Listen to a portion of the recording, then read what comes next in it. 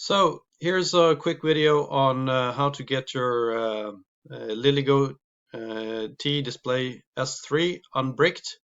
I've been working on this for quite a long time. Yeah, so let's get straight to it.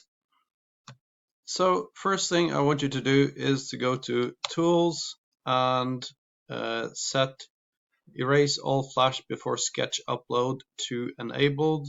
This is a thing you can disable afterwards when you got things working, but we need to get out of the bricked situation.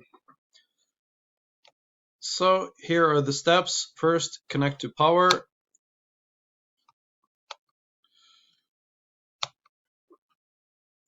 Like so.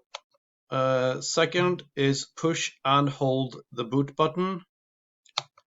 While holding the boot button down, push and release the reset button, which is situated on the underside of the LILYGO display, at least from this perspective.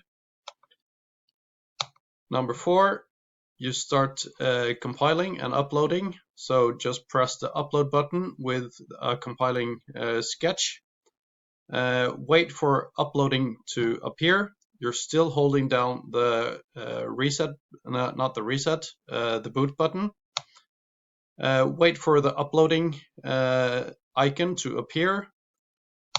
Then you release the boot button and you start waiting. When you do the erase flash, it will take quite a bit of time, usually about 2 minutes. So have patience here.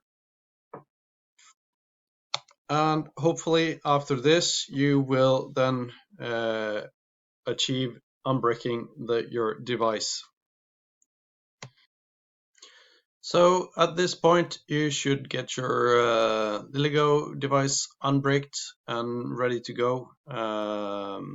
Yeah, that's it. I'll be talking about the TFT display and how to get around that afterwards in the next episode. Thank you.